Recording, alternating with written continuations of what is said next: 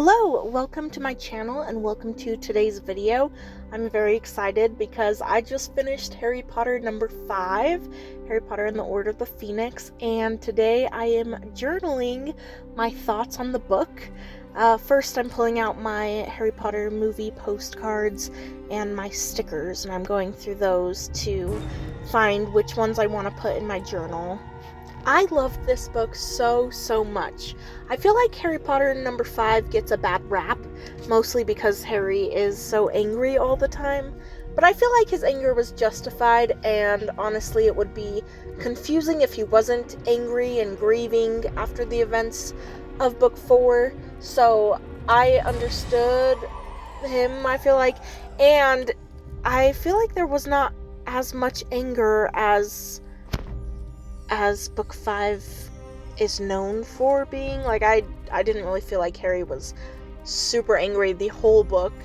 The book was also so exciting. There was so much going on.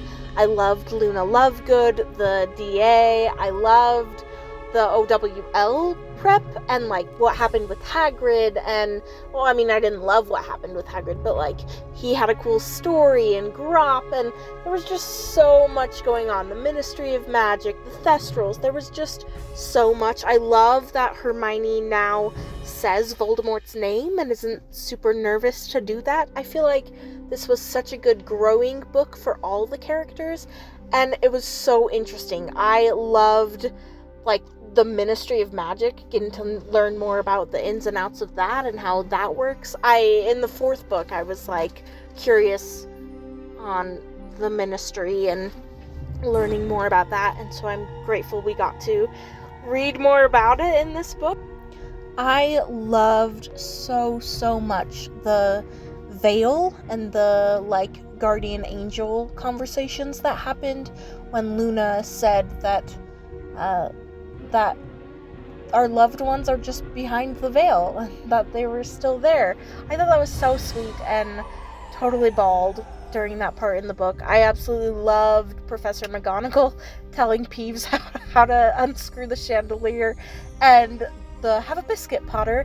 I feel like the teachers' like quiet strength in standing up against Umbridge and coming together and being unified.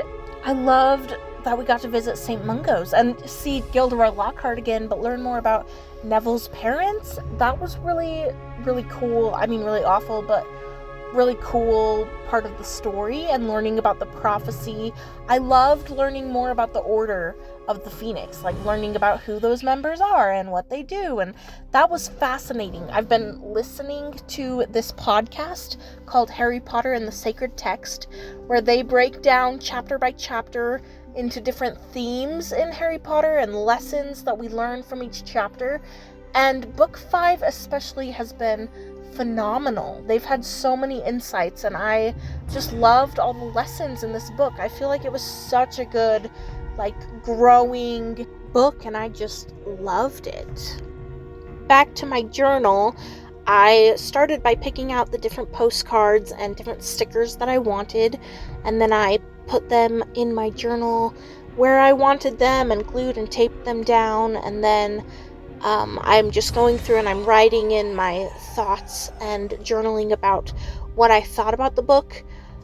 This book, I feel like with past books, I've had a lot more postcards to choose from, and while I did have a lot of postcards for this book, there were just some that were just dark and not really the vibe I wanted in my journal, so I didn't end up doing a ton of postcards, but I'm really happy with how it turned out.